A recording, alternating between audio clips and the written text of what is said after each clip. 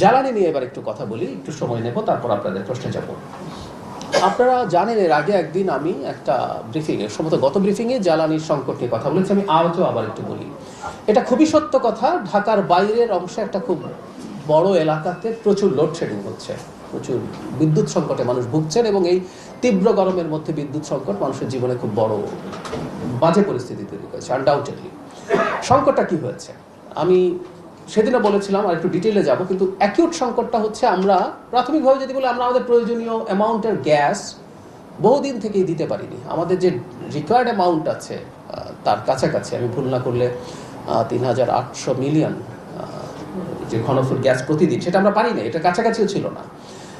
আমরা এলএনজি কিনে, মানে আগের সরকারের সময় থেকে তাদের নীতি ছিল যে আমাদের গ্যাস যা আছে সেটা আমরা এক্সপ্লোর না করে আমরা এলএনজি কিনবো, এলএনজি টার্মিনালে নিয়ে আসতে হয়, তারপর সেখানে রিগ্যাসিফিকেশন করতে হয়, আবার গ্যাসে কনভার্ট করতে হয়। আপনারা জানেন এরকম দুটো প্ল্যাটফর্ম আছে আমাদের।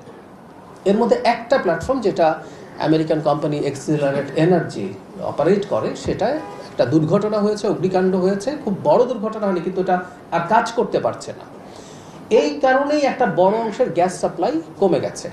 এই সংকটটাই আসলে আমরা এখন পড়েছি। এতে শিল্পে গ্যাসের সমস্যা হয়েছে, এতে বাড়িতে, ইনফ্যাক্ট এগুলো সব একসাথে কাজ করার পরও যে আমরা সব জায়গায়, আপনারা অনেকেই বাড়িতে দেখবেন অনেক সময় গ্যাসের চাপ থাকে না, আমার নিজের বাসায় গ্যাসের চাপ থাকে না, সুতরাং আমি এটা নিজে ভুক্তভোগী, আমি জানি। সো আমাদের সংকট আগেই ছিল। এখন যখন একটা টার্মিনাল থেকে গ্যাস আসা বন্ধ হয়ে গেল, এইটা মারাত্মক ক্রাইসিস তৈরি করলো শিল্পে, বাসা বাড়িতে।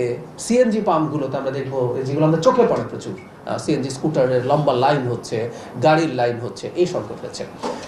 এখন সরকার লোডশেডিং তারপরে করতে চায় না। সরকার কি করছে, যেহেতু গ্যাসের বিদ্যুৎ কেন্দ্র কমে গেছে, সরকার অত্যন্ত এক্সপেন্সিভ তরল জ্বালানি, ডিজেল বেস জ্বালানি দিয়েও বিদ্যুৎ উৎপাদন করছে। আবারও বলছি, এগুলো পাবলিক মানি। সরকার পার্থপক্ষ জ্বালানিগুলো কম ব্যবহার করার চেষ্টা করে, কারণ তার উৎপাদন ব্যয় অনেক বেশি।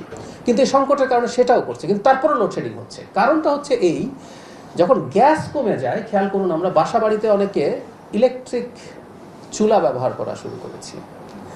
একই সাথে যেসব শিল্পে ক্যাপটিভ বিদ্যুৎ কেন্দ্র ছিল, মানে তারা সরকার থেকে গ্যাস নিয়ে বিদ্যুৎ উৎপাদন করে নিজে চলতো, তাদের যেহেতু গ্যাসের সংকট হলো, তারা এখন আমাদের গ্রিডের যে বিদ্যুৎ সেটা ব্যবহার করা শুরু করেছে। ফলে গ্যাসের সংকটের কারণে বিদ্যুতের চাহিদাও অনেক বেড়ে গেছে, যেটা আমরা এখন তরল জ্বালানি ভিত্তিক বিদ্যুৎ কেন্দ্র দিয়ে করেও পুরোপুরি সামলে আনা যাচ্ছে না। তার মানে এটা দাঁড়ালো আর কয়েকদিনই লাগবে, খুব বেশি সময় আর লাগবে না আমরা আশা করি। আমি খোঁজ খবর নিয়ে এসেছি, আমি জানিয়েছি আপনাদেরকে। আমি মাননীয় বিদ্যুৎ মন্ত্রী এবং প্রতিমন্ত্রীর সাথে এই ব্যাপারে কিছুক্ষণ আগেই কথা বলে এসেছি। তাহলে গ্যাসের এই সাপ্লাইটা যখন রেস্টোর্ড হয়ে যায়, তাহলে এই যে বিদ্যুতের অতিরিক্ত যে চাহিদাগুলো আছে সেগুলো কমে যাবে, এবং গ্যাসের যে সংকট আমরা ফেস করছি সেই সংকটটা আশা করি থাকবে না।